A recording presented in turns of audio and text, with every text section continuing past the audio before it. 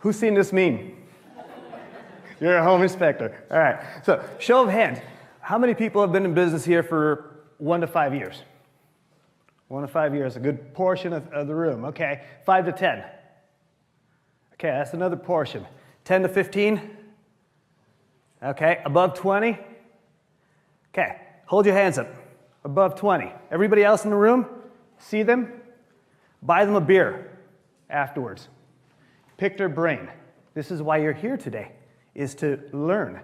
So the beauty of networking, we're going to touch on in a little while, is that if I post something online that I really want to get out there, there's 10 people who are automatically going to repost it for me. My reach just went up dramatically by networking with other people. Occasionally, I still get a phone call from somebody who's new in the business, and I'll spend a half hour, an hour on the phone with them.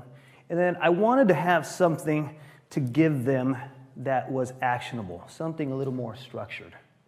So I started writing some stuff down that I can present to them so we can circle back a month from now and talk about what they've been doing and how I could help. And little by little, it started growing and growing. And if you have the opportunity to do something that's a big check mark in your life, do it. Don't wait. Get it done. When you look at yourself in the mirror, you are not a home inspector. You are a business person who happens to do home inspection. Booyah.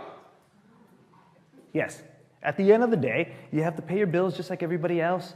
You have to run a successful business. And one of the common themes that I get from young home inspectors who are getting started is like, hey, I just finished my certification. I'm getting ready to open my business. What do you think? What should I do? I'm like, whoa, whoa, whoa, hold your horses. You're not quite there yet. I have a planner that I use for my business, that I created for my business, again, out of necessity, because I had attended a whole bunch of these events, and I learned a little bit here, I learned a little bit here, I learned a little bit here, but I could never put all of that stuff into one place that was actually going to work for me. So I created my own. I created a planner. On my planner, for example, it's who are the top 3 people I need to call today? Reach out to, text, email, call, that are going to help me get my goals moving, even if it's an inch forward. But I'll be damned if I'm going to let the day go by and I haven't checked them all off. What are my top 4 priorities of what I have to accomplish today? And then I focus, laser focus on those things. I have a place on that planner for social media. Okay, what is my target market today, or this week, or this month? And how am I going to reach them? Where am I going to reach them? What message do I want to put out? So when people say, I heard Mike say this earlier, when people say, oh, you're so lucky, you have a successful business, you're so lucky. No, it's not luck. It's a lot of hard work for a long time, moving things 1 inch at a time, here, here, here. I've got about 5 different projects that are going on right now that I've been sitting back there all morning long, making phone calls and dropping emails and setting up meetings for this coming week. And those are just 1 inch at a time. You know, the secret is, it doesn't matter whether you're a solo or a multi, because whatever works for you, for whatever reason it is, you need to, even if you're the solo inspector, you still need to look at yourself in the mirror and say, I'm a business person. I'm going to think like a business person right now. Today, I'm going to plan, I'm going to do everything that I need to do. And then I'm going to set aside time to go out and do my inspections, everything that I need to do. But you still have to be that boss. You're the boss of yourself, but you still have to be the boss. You have to do the high-level stuff to plan to move your business forward.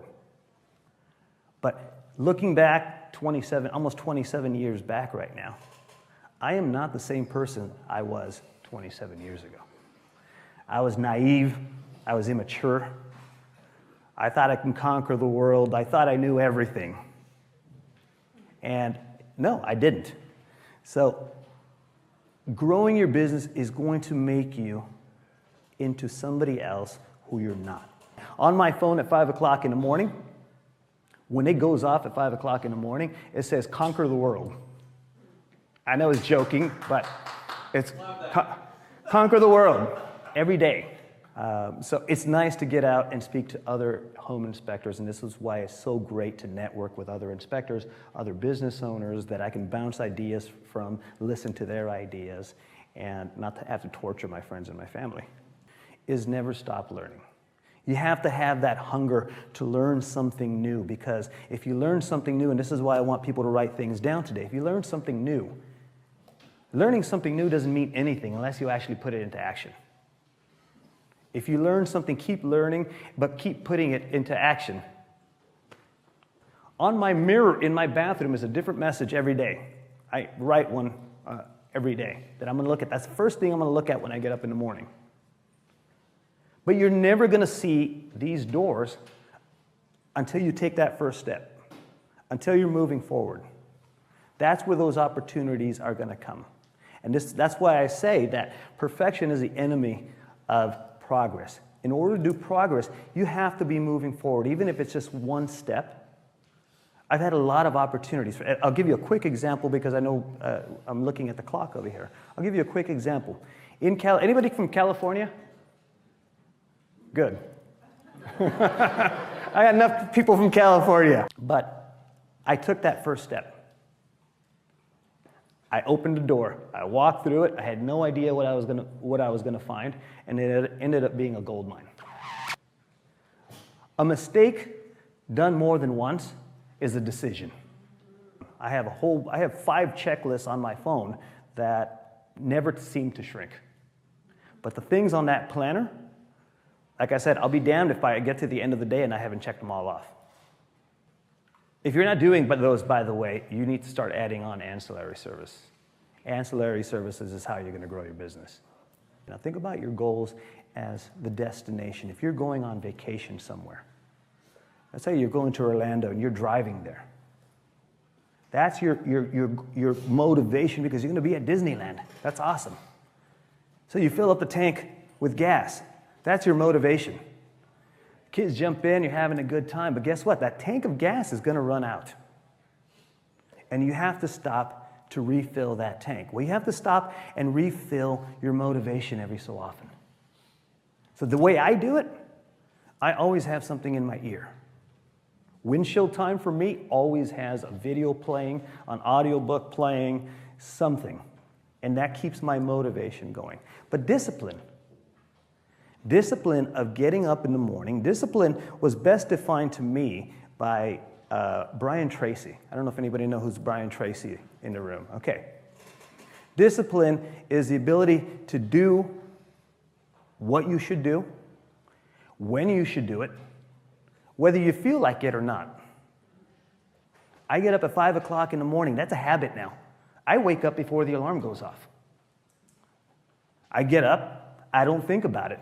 I get a glass of water, and I go into I have a really cool home office that serves as my gym as well, so I have a whole little gym right there.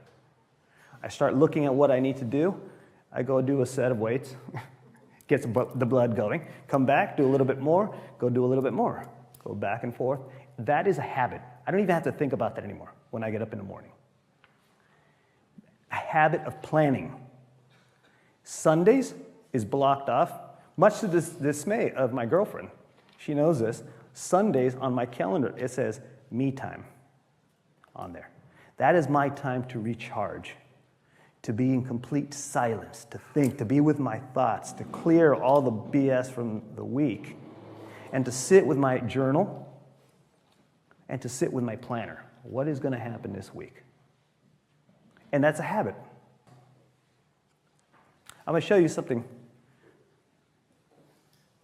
And I keep this with me. And I didn't do this just because of today. This travels with me. I don't know if anybody can see this. It's a little frog. It's a little brass frog. It's another Brian Tracy principle. Have you ever heard eat your frog? Yeah. This reminds me. What is your frog? Your frog is your biggest, ugliest thing that you have to do all day. If you have to eat a live frog, it doesn't pay to sit there and stare at it all day long. You eat it, you get it done, and you move on knowing that the worst thing that's going to happen to you all day long already happened. So I get to keep at it. And I'm going to digress for a second, but we have another opportunity. This is we have to look for opportunities. Everybody knows that insurance companies right now are canceling policies everywhere. And it's not just in California. California is horrible right now because we had the fires recently, and it's making it even worse. They're canceling people's policies. They're getting out of California for a variety of reasons. But the ones that are staying are now requiring inspections. Yay. So what did we do? Is we pivoted. I created a whole program. I created a whole presentation. I did 2 presentations this week before I came here. One I did it at a real estate office, and one of the people who was in the real estate office happened to be a city council person for that city. Invited me to go talk to the entire city.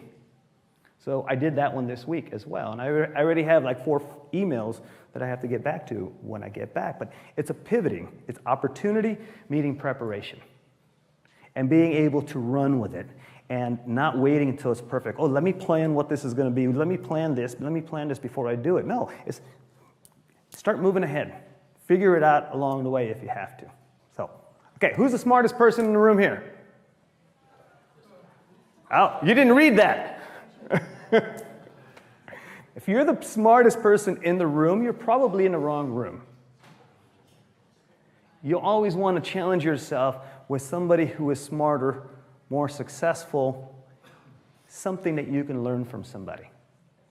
Lucky enough to have a mentor many years ago when I started, not even in the business.